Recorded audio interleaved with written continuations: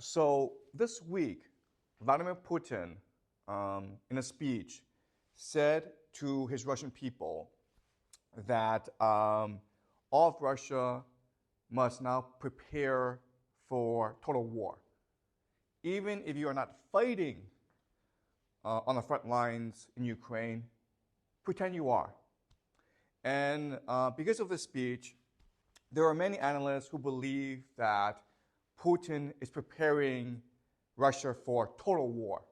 And total war means that every aspect of your society is geared towards winning a war. And so we last had total war in World War II, okay? But not after that. So why is Putin doing this? Now, there are some people who believe that it's because Russia is not doing so well in Ukraine. They lack manpower, and so they need to mobilize their society to fully win the war in Ukraine. Okay?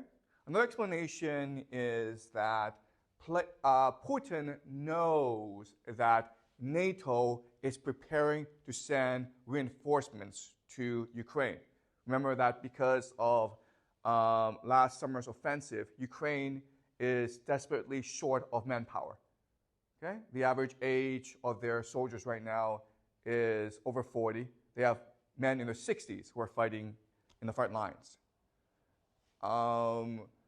Emmanuel Macron of France has publicly stated that he is considering sending French troops to Ukraine. The British themselves are thinking of conscription, drafting all young men into the army.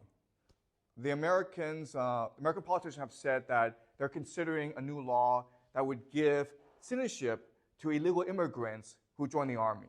Okay? So it seems like NATO is only going to escalate the war in Ukraine. And so Russia is preparing for that. One more explanation, one more possibility is that Putin wants to expand the war. Okay? So he knows he's winning in Ukraine, and he's thinking about attacking Moldova and possibly the Baltic states. Okay? These are all possibilities. Today, this morning, what I want to do is argue another possibility, which is that Putin is mobilizing his society because he sees war as a tool, as a mechanism to radically reshape the people in Russia. Okay, so think of a metaphor. Okay, you're fat, and you're like, okay, how do I get fit? How do I get trim, right? You go to the gym, and you work out. And for Putin, that's what war is. War is a workout for your society. When you enter war, you become a much more disciplined, unified, and prosperous society. Okay, so that's what I want to argue today. Okay, so why does Putin think like this? Well, let's look at the current state of Russia. Okay, Russia, in many aspects, is a broken society. Corruption. Russia is the most corrupt society in all of Europe. The rich people steal, and then they run off to Europe or the United States or Dubai. Okay, so corruption is a huge problem in Russia. And because of corruption, the GDP of Russia is very low. So South Korea, which has about a third of the population of Russia, has a higher GDP. Okay? The state of Texas, just one state in the United States, has a higher GDP than Russia. So Russia, in many respects, is a very poor country. Okay?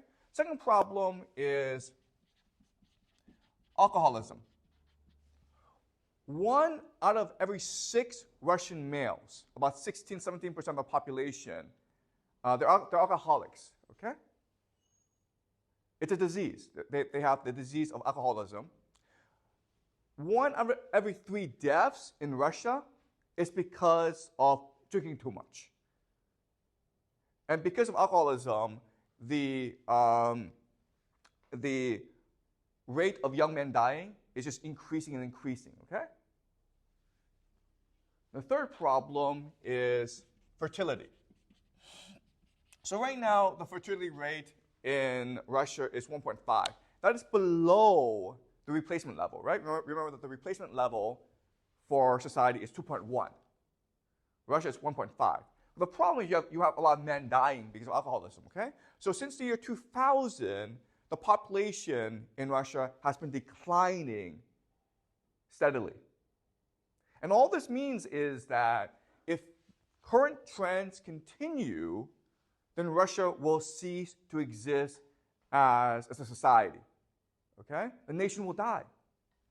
So why is this happening? Well, okay, the Western explanation is that this is happening because Russia is not democratic, right?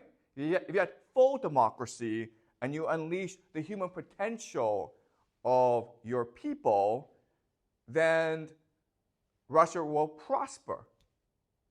But Putin, Vladimir Putin, has a different explanation, okay? His explanation is that this is happening in Russia, okay? Corruption, alcoholism, and low fertility, because Russians have been lied to, deceived, and manipulated by Western civilization. Western civilization preaches the gospel of liberal democracy, of freedom, of human rights, of consumerism. And these are all lies. They're hypocrisies that have fooled the Russian people and have corrupted the Russian soul and destroyed Russian civilization. And because Russians are abandoning their soul, their civilization, their nation, this is why this is happening. Okay? Does that make sense? That is Putin's argument. So why does Putin believe this? Well, in the late 80s, the Soviet Union had basically lost the Cold War. And they lost the Cold War because their elite basically gave up. They no longer believed in communism. They didn't believe in self-sacrifice for the nation.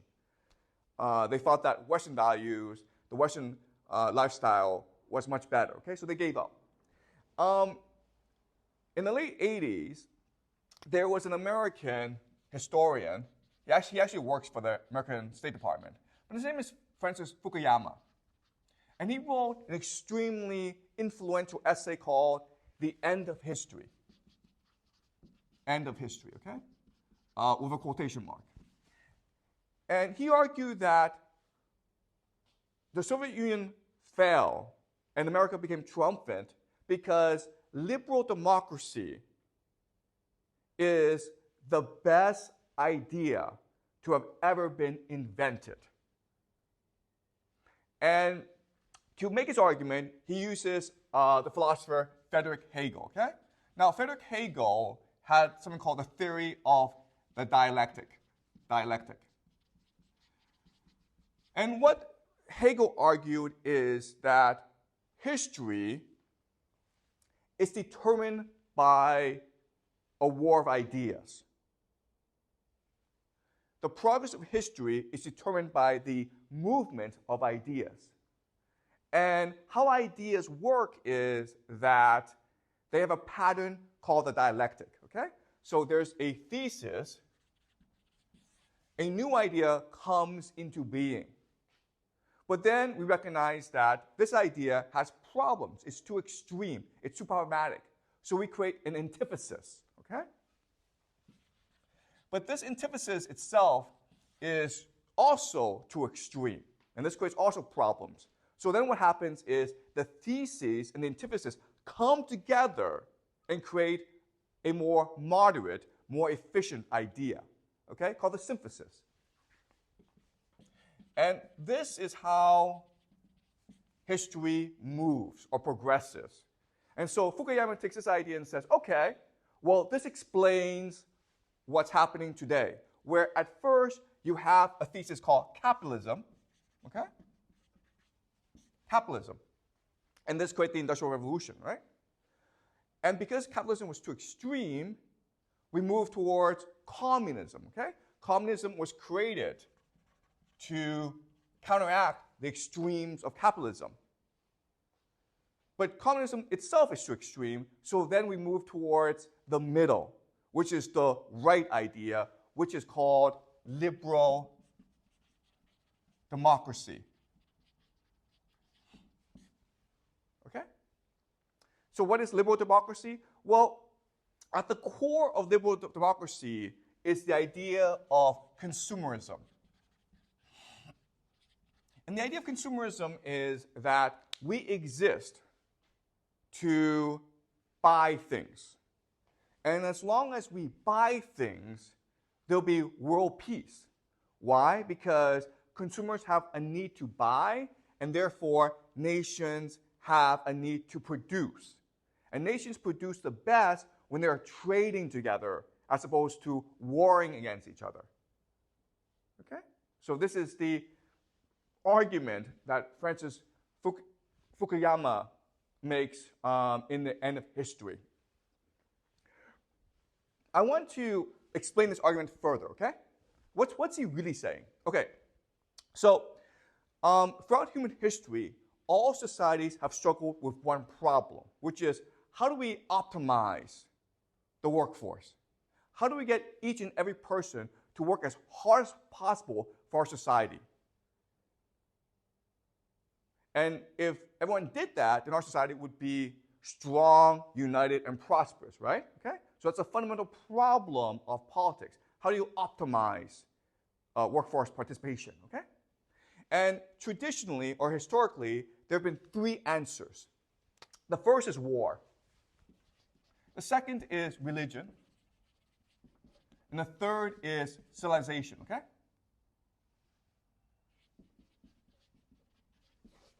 Now, as you can understand, these three things work because they give structure, meaning, and purpose to our lives, okay? And we have structure, meaning, and purpose. We are much more motivated to work hard. But as you can also see, there are actually lots of problems with all three, right? War is you kill people, that's bad. Religion is superstitious, okay? But civilization itself is also problematic because the logical extreme of civilization is racism, okay? Which is to say that we Russians are better than everyone else, we Chinese are better than everyone else, therefore we can do whatever we want, okay? And this naturally leads to imperialism, right? We have a duty to go conquer other people, to civilize them, right? Something called the white man's burden.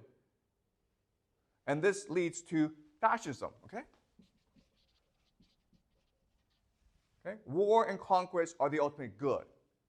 So historically, war, religion, and civilization have given people structure, meaning, and purpose, but they create a lot of problems. They create suffering and war and pain, okay? So, but over time, what has happened is that all of them, over time, have become much more abstract. And the reason why they've become more abstract is in order to increase the population, in order to create mass society. Okay? So let me give you an example of this. The earliest religions in humanity have been polytheistic. Okay? And the gods themselves were very much like humans. So think of the Greeks, okay? Zeus, Athena, Hera. Okay? It was a polytheistic society, and they were very much like humans. But over time, this polytheism became monotheistic, and it became abstract, okay? The idea of God was so much removed from us. And the benefit of that is that you can have more people believing in one God. And it motivates you to work harder, okay? Because it's such an abstract concept. And because of abstraction, we develop new ideas. For example, money, okay? So rather than have war, religion, and civilization as the structure and center of our society, why not make money the structure of your society, okay? And this is what we call capitalism. And capitalism, of course, led to the Industrial Revolution, industrialism. Okay? Capitalism meant that societies were becoming wealthier and wealthier, more industrial and more industrialized. Okay? Does that make sense? All right. But there's a problem with capitalism, right? What's a problem with making capital or money at the very heart of your society? Like people only care about making profits and not what their actions have on other people. Exactly, okay. So the first major problem with capitalism is it's all-consuming. So as Jacques says, all capitalism cares about is the expansion and growth of capital, regardless of its effect on society, okay? Profit for the sake of growing profit. It's an all-consuming idea, which can ultimately lead to the destruction of the planet, okay? That's the first problem. What's another problem with capitalism, or the idea of having money as the heart and center of your society?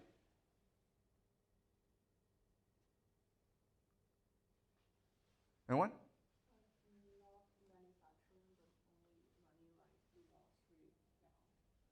Okay. So what this means is that money likes to consolidate itself. Okay, consolidating. Okay, meaning that so the example is, let's just say that each of us had $1 million, right? What's the fastest way for us to grow our money? If we put it together, right? And then we can go invest it. Okay? So in other words, if you just let capitalism do whatever it wants to infinity, what happens is that you exactly have one person with all the money. Okay? Does that make sense? Because that's the fastest way to grow money, by consolidating it. Okay? So that's problematic. What else is wrong with capitalism or money? Okay. So another problem is the idea of alienating or dehumanizing.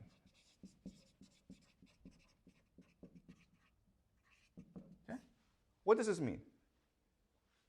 Capital alienates and dehumanizes. What does that mean?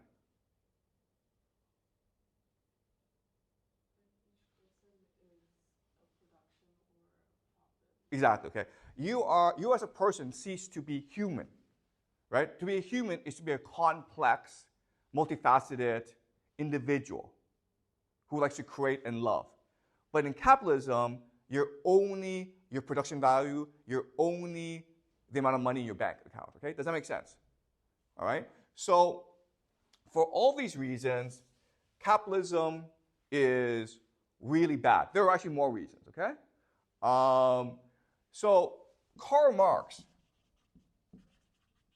in his Communist Manifesto, points out all these problems of capitalism, and he proposes a solution, which is, okay, rather than make money at the heart and center of your industrial society, make the worker the heart and center of your society, okay? So he makes this argument. But what's very revolutionary or prescient about his argument is this is a natural cycle, okay? This is part of the Hegel cycle where capitalism comes along and communism will be the natural evolution of capitalism, okay? Why? Okay, so let's do the thought experiment, okay? Let's do this thought experiment where your parents have died and now you're working in a factory in order to survive. How do you feel about this? Your parents have died, there's no one to support you, so at age 16, 17, 18, you have to go off to a factory to make money for yourself. So how do you feel about this? Are you happy about this? How do you feel? It's pretty depressing. Depressing and lonely and probably makes the person bitter. yeah, exactly. Okay, you're bitter and you're depressed. Okay, you're alienated. So then what do you do? Then what do you do?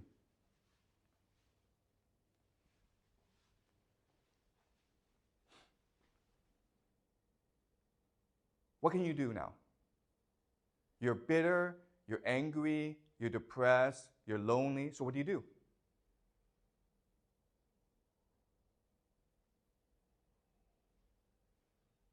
Okay, you start to think about why this is the case, right?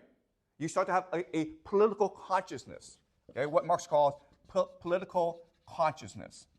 From this alienation of the worker, workers will start to develop a political consciousness, right? They're like, why is this happening? Why is the government abandoning me? Why has society abandoned me? What can I do about this, okay? So then what happens? That's exactly right. You want change, right? And how do you enact change? Yes, okay. You spread your ideas and you organize, right? And when you organize, what do you realize?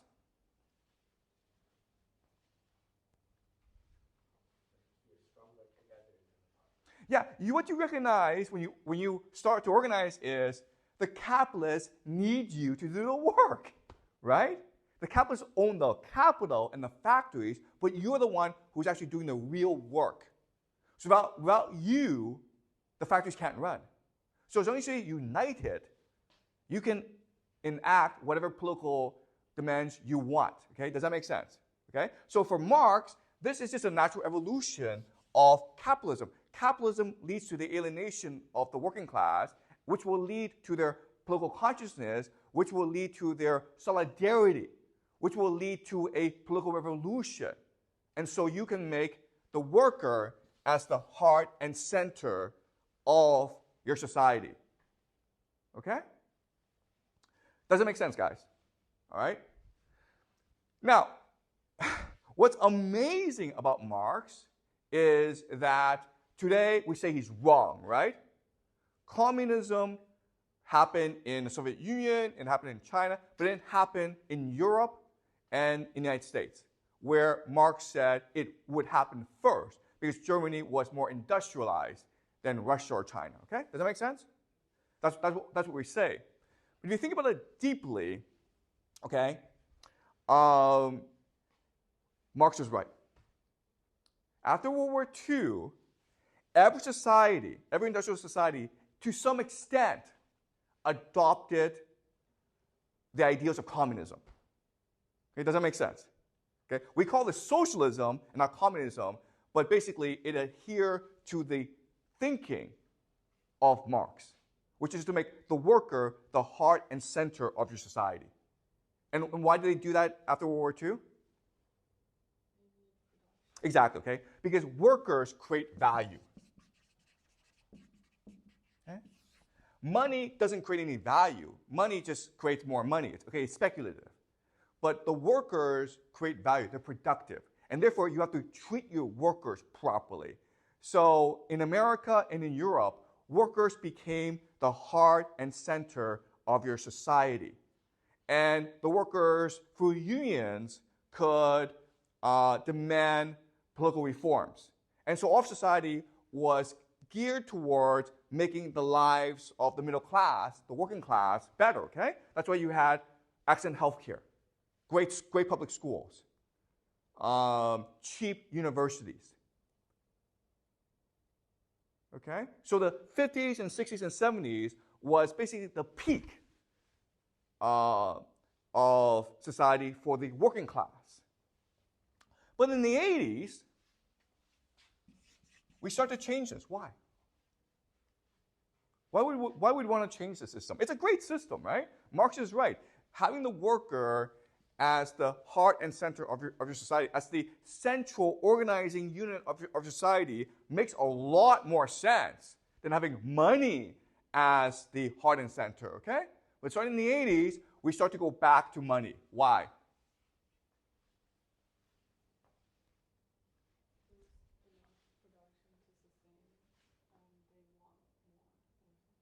Excuse me? Like they have the production necessary for society, so they want more.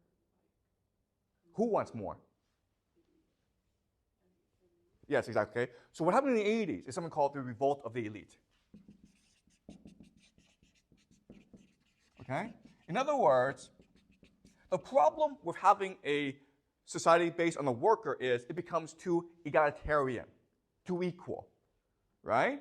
But if you're like the elite, you don't want equality, you want difference. You want to have power and money in your hands. Does that make sense?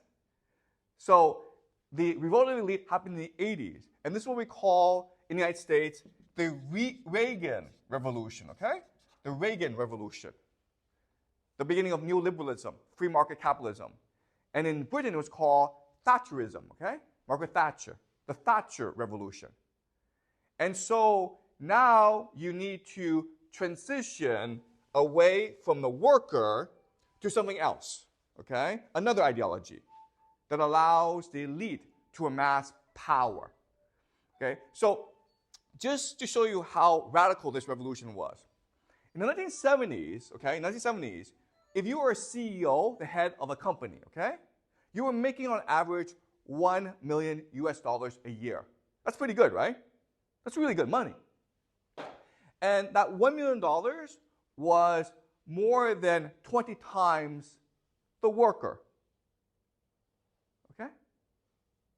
And that's pretty reasonable.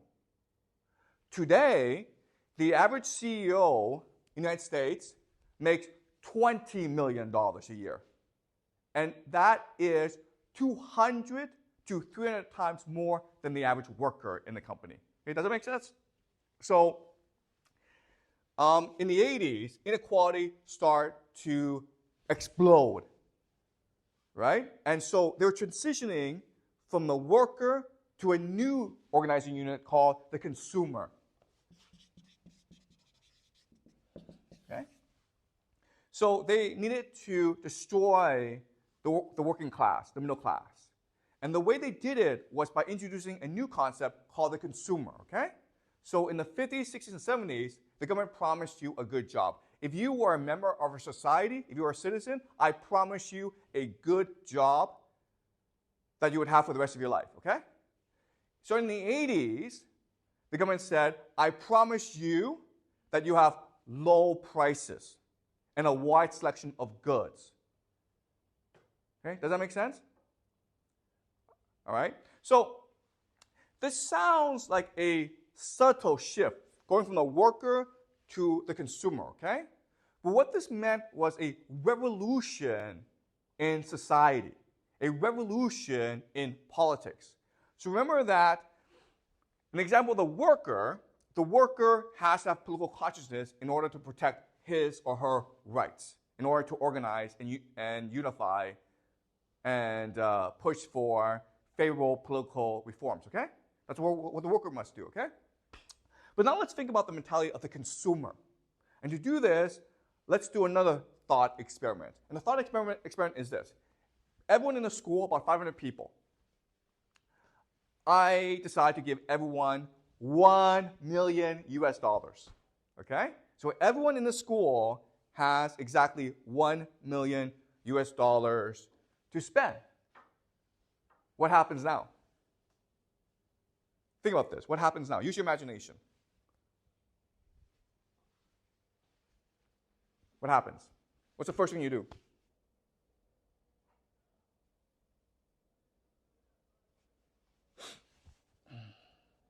What's the first thing you do?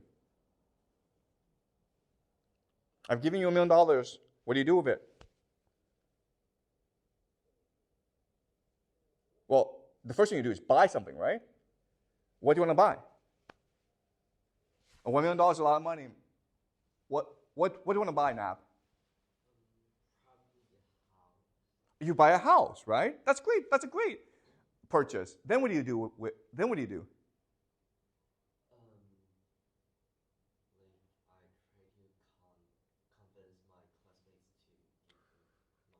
Okay, first thing is Nab buys a house. Then what does he do? Excuse me? Buy furniture. Then what does he do? There's something that he must do that's very important. What does he buy the house? What does he want to do? He wants to take pictures and post it on social media, right? So everyone sees it on social media. Then you see this. Now has this huge house in Beijing with lots of fancy furniture. What do you do now? You also want to buy a house. But what kind of house? A bigger house, right? And then what do you do? You also post pictures, okay? Then how do other people feel? You think this is funny, okay? But this happens all the time. So very quickly, what happens in the school?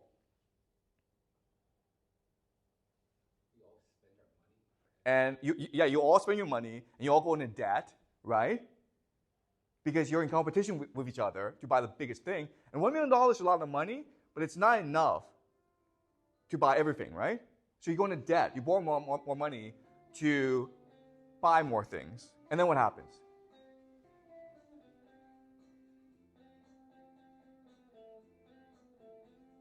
And then what happens? How do you guys feel about each other? Do you guys have lunch together? Do you guys have dinner together? Do you guys like to share homework together? You guys hate each other, right? At the end of the day, what will happen is you all go into debt and you all hate each other, right? So that's consumerism. This is what consumerism is. Consumerism creates a competition in society for prestige, okay? To see who can post the nicest social media pictures. This leads to the individualization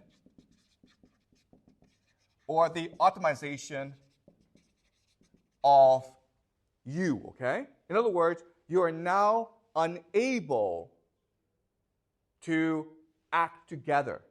You don't want to organize. You don't want to act in solidarity, okay? And ultimately, this means that you develop economic logic, okay? And what is economic logic? It's to see the world only through the lens of capital. Okay, does it make sense?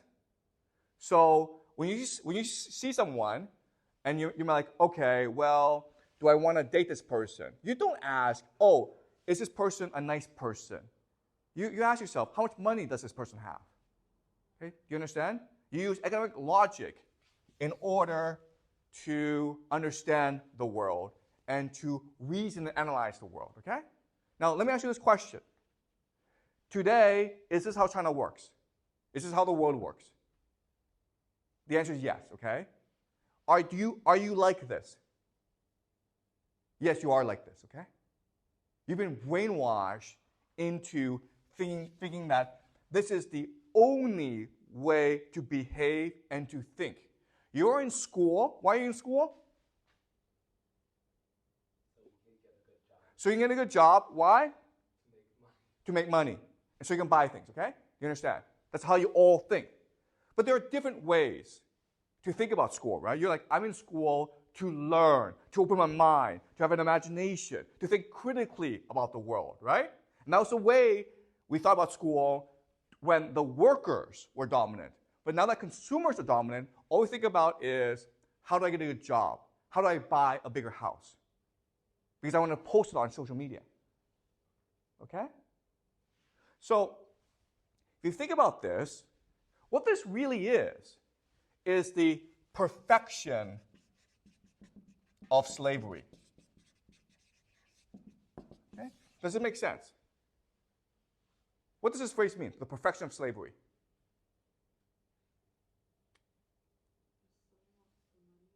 Yeah, you become a slave of the money, but what? Why is this perfect?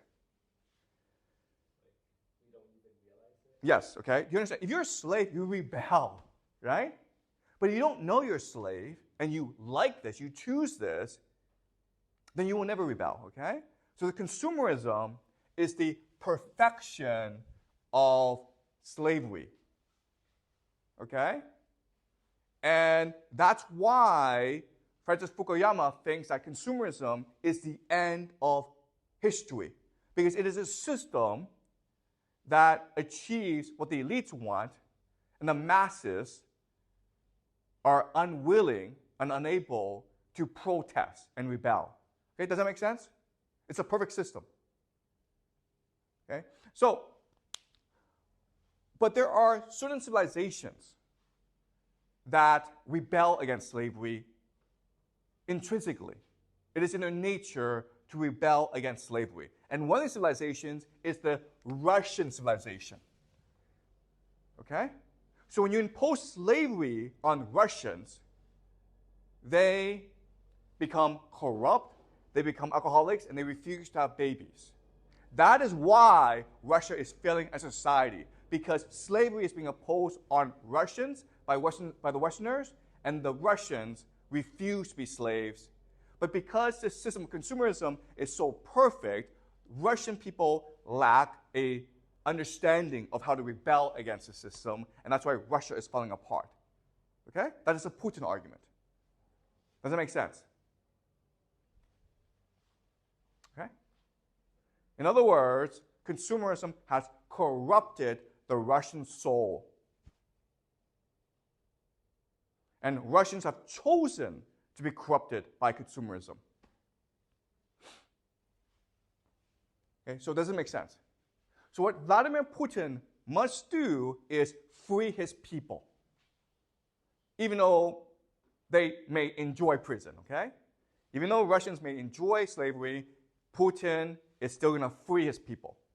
And he's going to do it by creating a new concept to combat consumerism, okay? So we've gone from the worker to the consumer, and Putin is going to introduce a new concept called the warrior. The consumer is a person, an individual, who acts alone and does so to preserve his or her life, okay? The consumer is a coward. The consumer lacks imagination. The consumer is alienated. The warrior is different. The warrior is an individual who sees that through his actions, he or she can shape the direction of history. I can make my own reality through my courage and through my imagination and by acting with others. Okay? Does that make sense? All right. So let's do another thought experiment to understand the warrior concept. Let's just say that, okay, in this school, I give everyone $1 million, and now you hate each other, okay? Then what happens is I put you on a plane, and I take you all to an island, okay? And you're on this island, and unfortunately on this island, there are millions and millions of flesh-eating monkeys. They want to eat you, okay? But you hate each other. You don't want to work together. What happens now?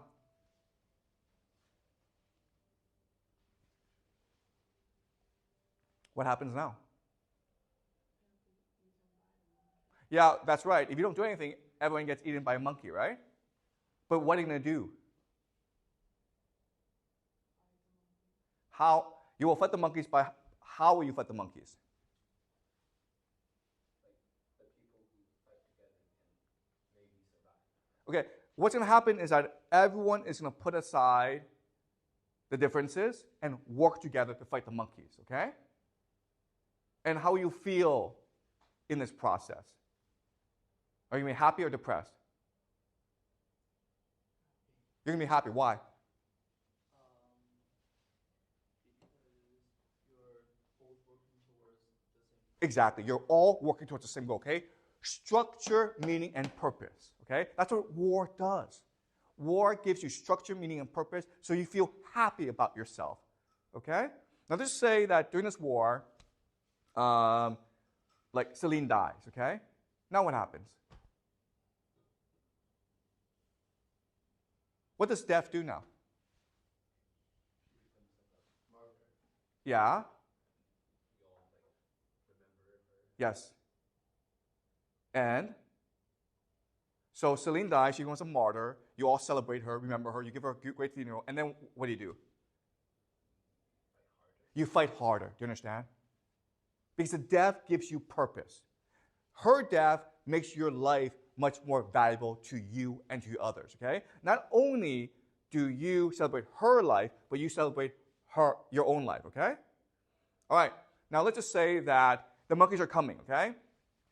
And there's a bridge. There's a bridge. And Jack is standing on this bridge. And there are 10 of you on the other side, okay? So Jack has a choice. He can either cut the bridge and kill himself and save the others, or he can run and possibly all get killed, right, by the monkeys. What does Jack do? For sure he will do this. What will he do? He's going to sacrifice himself, okay? Do you understand? We've seen this in war over and over. Okay? That's what war does to people. It gives you structure, meaning, and purpose, and it makes you a stronger, more disciplined person. Okay? Does that make sense? Right? So that's the thought experiment. So, in theory, then, when Putin launched this military operation, it's called a special military operation in Ukraine back in February 2022, then we should see improvements in Russian society. Okay? Does that make sense? So, what's happened in Russia since this war? Are people happier? Do you think people are happier?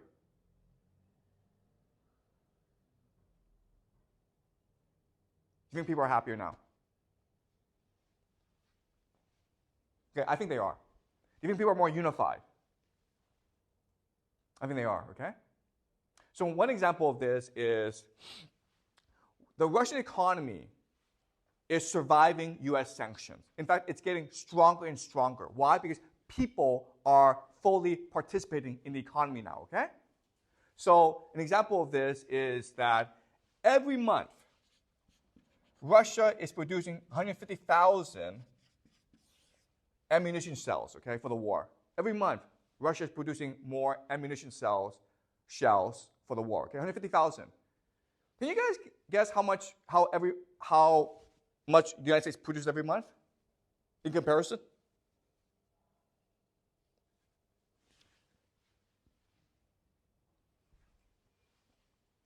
Guess the number.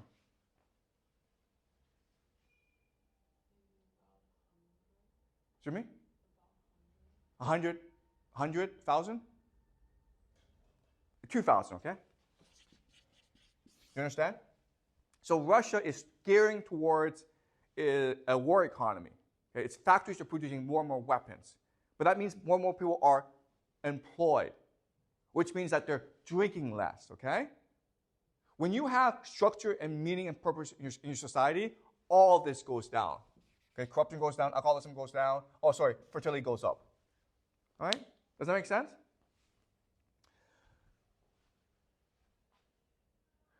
So, last year, Putin made this statement, okay? He was asked, okay, you have a lot of Russians dying on the battlefield. And he said, well, when they die on the battlefield, we honor them. They sacrifice themselves for their country. They'll always be remembered as heroes. Their families will always love them. But if we just let them do whatever they want, all they're going to do is drink themselves to death. Okay? Do you understand? So what Putin is saying is that what war is, ultimately, it is a mechanism for society to rejuvenate itself. Okay? What war is, it's an opportunity for society to cut away the fat, to make itself more lean. So for Putin, this war, it's not really about conquering Ukraine or defending against NATO. It's really about saving Russian civilization.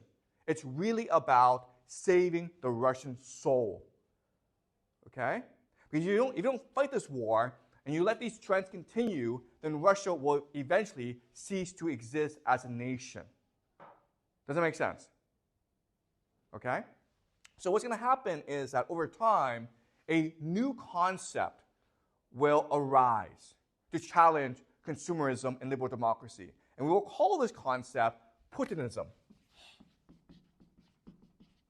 And the idea of Putinism is really continuous war. That as a society, you should be constantly fighting wars in order to discipline, unify your nation, okay, and make your people stronger and more prosperous. That is Putinism, okay?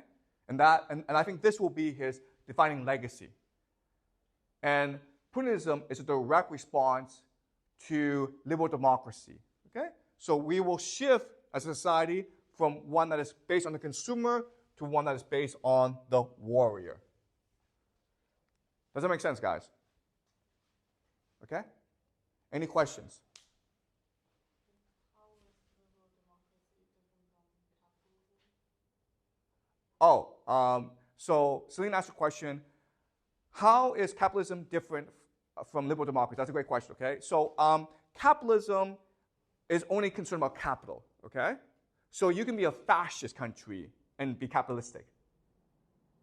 So capitalism, many people will say, leads to fascism. So Nazis were extremely capitalistic. And they see communism, the Soviet Union, as a direct threat to its existence, okay? The idea of a liberal democracy is the participation of everyone in the generation of capital. Does it make sense?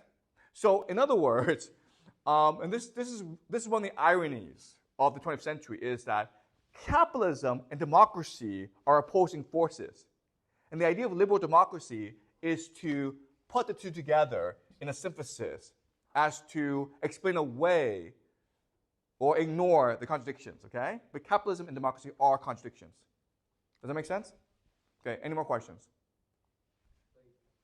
According to Putin, over time, won't a society be drained from a war?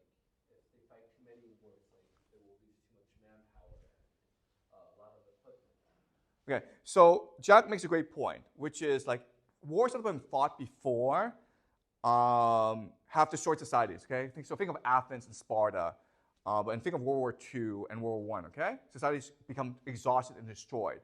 So the idea of continuous war is you fight small-scale wars so as to manage the size of the conflict. Okay, and it's important to do that. Why? Why don't you want a large-scale war? No.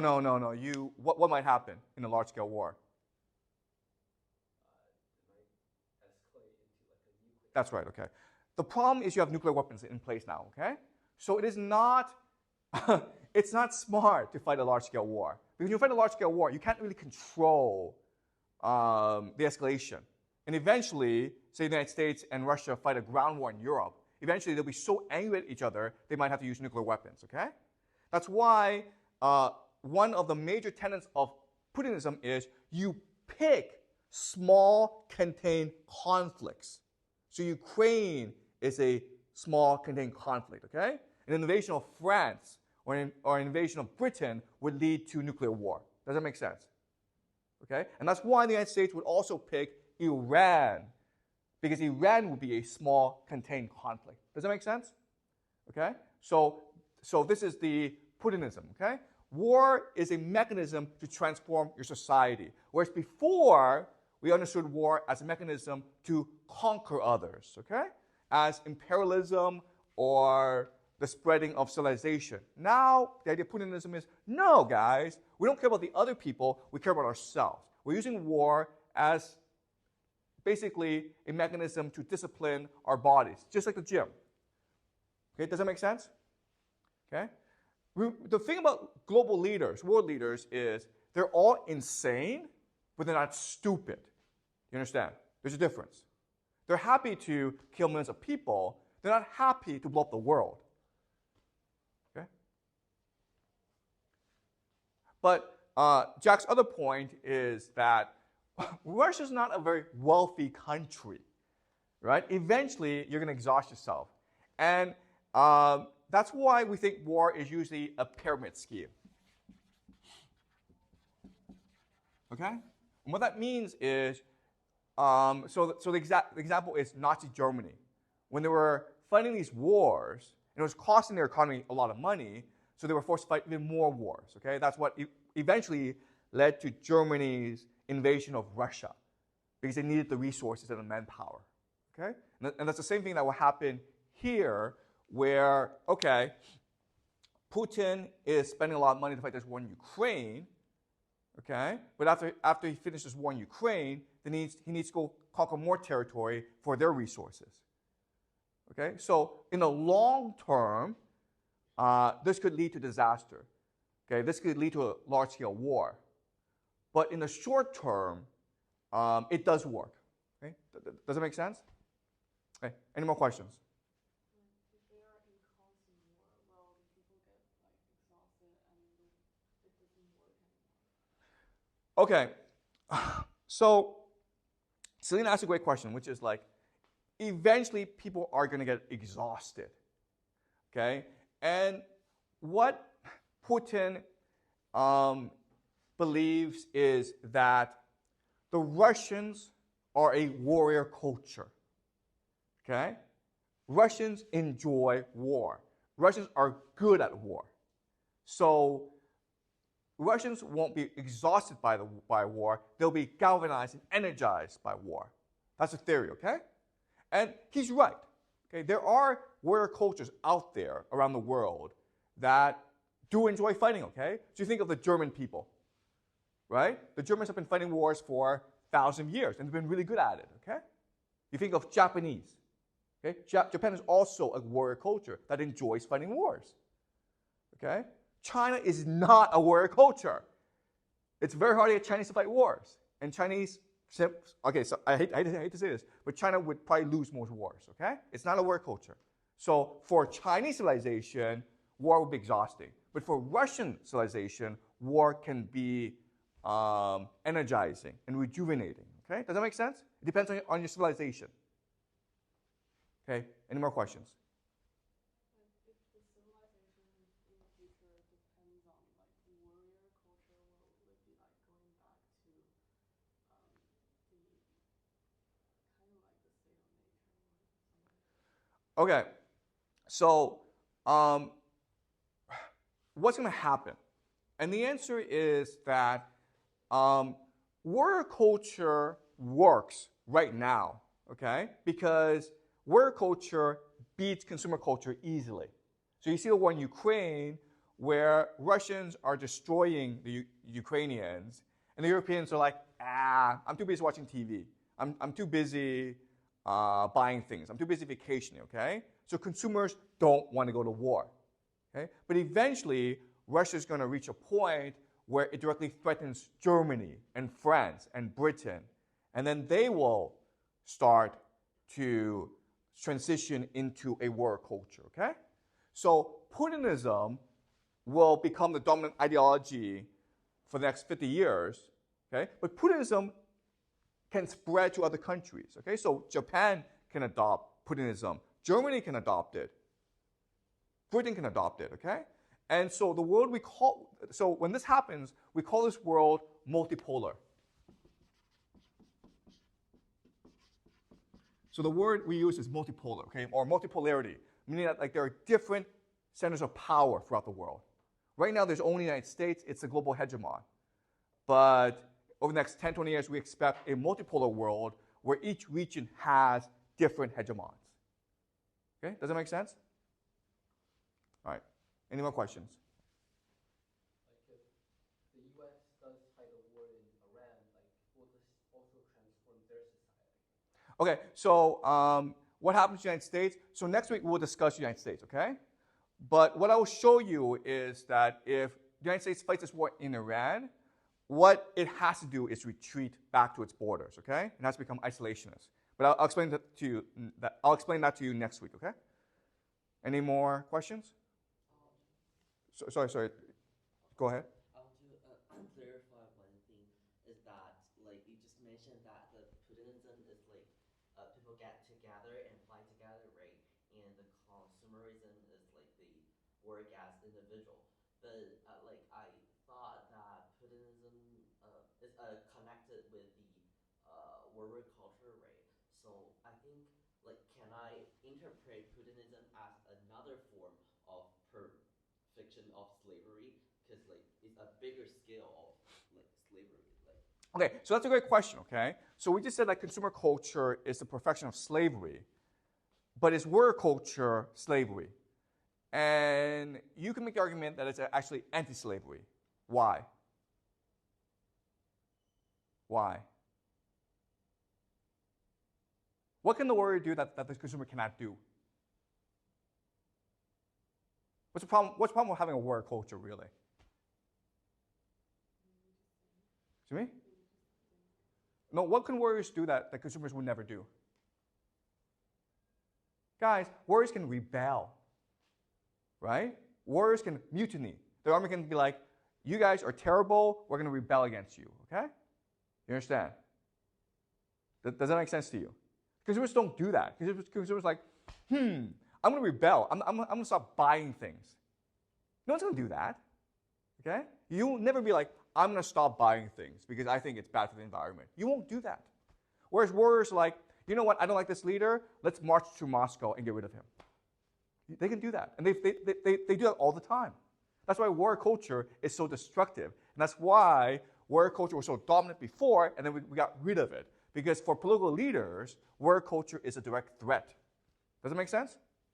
Okay, so when in this question, this reveals a contradiction in Putinism, okay?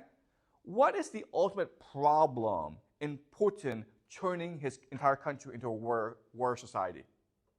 What's the problem with that? And it's a huge problem for Russia. And this is why ultimately Russia will not triumph in a multipolar world. In fact, it'll probably fall apart. Why? For a warrior culture to triumph, what does it need?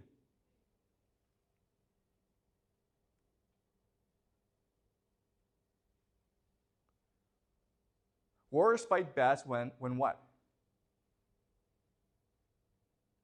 When there's a king, guys. When there's a king. That's why we have kings. Right? So what's the problem with Putin's Russia? What's going to happen to Russia? Guys, eventually Putin's going to die. Do you understand? Eventually he's going to die. And then what's going to happen? The country's going to fall apart because there's a warrior culture. And you have these different generals fighting each other for total control. It's going to be civil war. Okay? Putin right now is a strategic genius. He's the king. Everyone admires him. So he unites everyone. And he can direct all society into total war. When he dies, this society is going to fall apart. Okay? That's why Putin's legacy will not be a strong Russia. It will be Putinism. Okay? The idea of continuous war. Russia may not survive without Putin. Okay? And quite honestly, when you have a great leader like Putin, it's impossible to replace him. Right? No one would have his genius and authority and ruthlessness. Okay? Does that make sense? Right? All right. And David, you had a question? Yeah. So I was just wondering, like, does the whole Russia agree with this Putinism? Like, is there possibilities that there will be like rebellions in the future? Okay, so David asked a great question, okay? How much of society agrees with Putin? And the answer is, like, most people don't like to go to war, okay? Most people are scared by war. But ultimately, society is determined by those who are willing to act on their beliefs, okay? So when we looked at America, look, the Israel lobby, they're only a small fraction of the American population, like less than 1%, okay? But because they're willing to act, and they're organized, and they're determined, they get their way. Okay, does that make sense? Same thing in Russia, where at most, okay, I would say at most, you have 10% who are like, oh, Putinism is a great idea. Let's go conquer the world, okay? At most, you have 10%. Most people are like, we want peace. We want to live our lives. I have children. I want my children to be safe. I don't want to send my children to war, okay? But again, history is determined by those who are determined to act in unison. Okay, so it's usually the most extreme individuals who get their way. Does that make sense? Okay, but thanks for the question. Okay, any more questions? Since all of these three lists on the left is kind of related to war, does civilization or culture require to have war? Okay, so Putin believes that Russia is first and foremost a great civilization. Okay, but as a great civilization, it also has to fight wars to protect itself. You understand? So Putin's like, you know what? If America left us alone, we would not fight wars. Okay? It's only because America insists on encircling us, insists on trying to destroy our culture, our civilization, that we must fight a war. Okay? Does that make sense? All right? And so what people say is, listen, the war in Ukraine, it's ultimately caused by NATO encroachment into Russia, right? So NATO, after the Soviet Union fell, expanded 5 times. Guys, NATO was set up as a defensive alliance against the Soviet Union. Well, if you don't have a Soviet Union, you don't need NATO anymore. So why is NATO expanding? In fact, NATO was going to expand into Ukraine. So Putin is like, we are fighting this war ultimately to defend our civilization. That's what matters, the defense of our civilization. And if it requires us into going, if it requires us to go to war, then we will do so. Okay? And this is this process that will create Putinism, okay? Or continuous war. Does that make sense? Okay. Any more questions? Yeah? As mentioned, probably only like 10% of the Russians actually agree with Putinism. Then is there possibilities that the other 90% people need to sacrifice their children to fight in a war for the wills of those 10%? Okay, so even though only 10% agree with Putinism, I actually don't know the real number, okay? But I think it's only a minority. What happens is that in war, people become much more unified.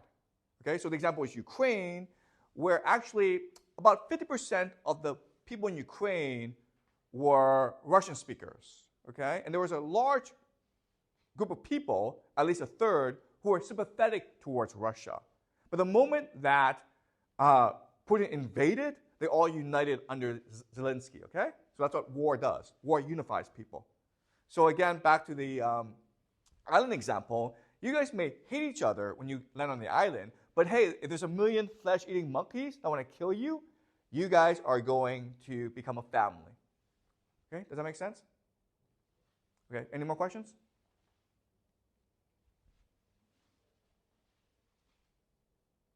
Is this clear to you guys?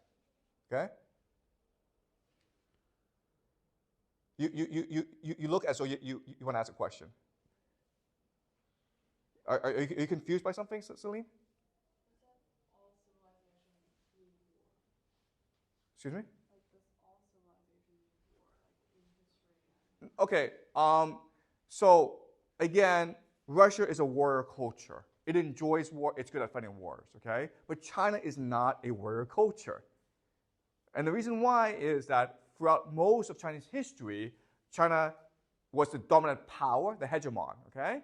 Also, China is surrounded by natural defenses, right?